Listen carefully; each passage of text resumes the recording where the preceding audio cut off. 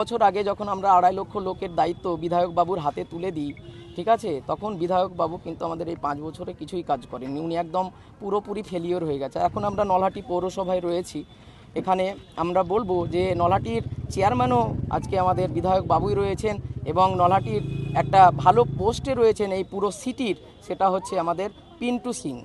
এখন বক্তব্য হচ্ছে এই যে রাজু সিং আর পিন্টু সিং এরা কিন্তু ব্রাদার্স। এখন এরাই কিন্তু ধরে আছে পুরো নলহাটির ভাগ্য নির্ধারণ করছে। 2017-তে প্রথম মিউনিসিপ্যালিটির ভোট হয়, এরপরে কিন্তু 2022 আর ভোট হলো না।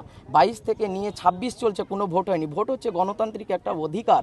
এই গণতান্ত্রিক অধিকার যদি ইনারা না করতে দেয় দুই ভাইয়ে, এটাতে আমাদের বৈচিত্র্য কিন্তু একেবারে নষ্ট হয়ে যাচ্ছে। আমাদের যে সমস্ত অভিযোগ রয়েছে সেই সমস্ত অভিযোগগুলো একেবারে হচ্ছে না। আজকে পুরো পৌরসভা কিন্তু, পুরো মানুষ জনগণ কিন্তু পুরো ক্ষেপে আছে যাকে বলে এদের দুই ভাইয়ের ওপরে। দুই ভাই যা খুশি তাই করছে। আজকে যদি এই বিধায়ক জিতে যায় তাহলে কিন্তু আগামী দিনেও কিন্তু ভোট হবে না। আমি পুরো দায়িত্ব নিয়ে বলছি যে আমি বলবো প্রতিটা জনগণকে ভোটের সুবিধা করে দেব। যেই পার্টি করুক না কেন, ভোট দেওয়া তো গণতান্ত্রিক অধিকার।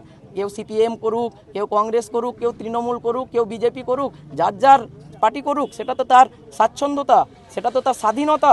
আমাদের সংবিধান প্রত্যেকটা নাগরিককে স্বাধীনতা দিয়েছে, by the people, of the people and for the people. আমাদের গণতন্ত্রকে রক্ষা করা প্রতিটা নাগরিকের সাধারণ কর্তব্য। ভোট হওয়া একান্ত উচিত এবং আমি দাঁড়িয়ে নিচ্ছি, দায়িত্ব নিচ্ছি, আমি সুন্দরভাবে ভোট করাবো। কোনো রকম আর এটা এখন যেটা চলছে সেটা হচ্ছে নেপোটিজম, পরিবারতন্ত্র, গুন্ডারাজ।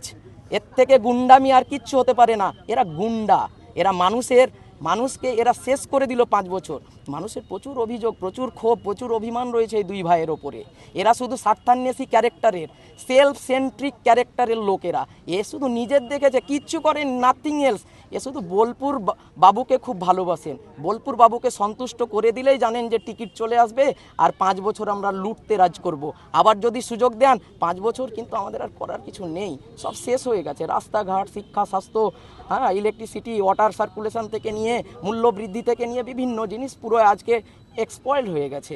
এগুলোকে আমাদেরকে রক্ষা করতে হবে। জনসাধারণ আমার পাশে রয়েছে, দুস্থ দরিদ্র মানুষের আত্মসম্মানের লড়াই লড়ছি, ঠিক আছে, এবং ইনশাল্লাহ আমরা জয়লাভ সুনিশ্চিত জয় করতে চলেছি। জিতলে এলাকায় কেমন কি উন্নয়ন করবেন বা কি করবেন? যে সমস্ত অভিযোগগুলো মানুষ করেছিল, তারপরে আমরা ভাবনা চিন্তা করে দেখলাম আমি জনতার দরবার করব, অন দ্য স্পট ফাইসালা হবে। যা ওই রকম থেমে থাকার এই দিচ্ছি ওই দিচ্ছি এসবগুলো চলবে না, সমস্তগুলো পাল্টে দিব। শিক্ষার উন্নতি করব, যে সমস্ত জায়গাগুলো যেমনভাবে করা যায় টেকনিক্যাল ওয়াইজ শিক্ষার উন্নতি হবে, স্বাস্থ্যর উন্নতি হবে এবং সেগুলোকে ফ্রি করার চেষ্টা করব, শিক্ষা, স্বাস্থ্য। এছাড়া পাওয়ার, আজকে ভোট আমি চাইতে যাচ্ছি কষ্ট করে তাদের কাছে, তারা আমার কাছে কেন চায়? এটা তো আমার একটা মোরাল রেসপন্সিবিলিটি। আপনারা প্রার্থী হিসাবে বা আপনারা ভোট যাকে দেবেন তার মধ্যে সামাজিকতা, নৈতিকতা এবং মানবিকতা এবং সম্প্রীতি সহোদর্যের কথা যার মধ্যে আছে তাকে আপনারা ভোট করুন। এই সমস্ত গুন্ডা চলবে না, এরা গুন্ডা লোক। ঘরের ছেলে, কাজের ছেলে, নলহাটি ভূমিপুত্র ডক্টর আব্দুল করিমকে এমএলএ হিসেবে দেখতে চাই। 2026 সালে নলহাটি ভূমিপুত্র, ঘরের ছেলে, কাজের ছেলে ডক্টর আব্দুল করিমকে এমএলএ হিসেবে দেখতে চাই। ভোট দেবেন কোন কানে? ভোট দেবেন কোন কানে? ভোট দিন। আরে ভোট দিন। দুর্নীতি সরকার, আরে দুর্নীতি সরকার, তৃণমূলের সরকার, তৃণমূলের সরকার।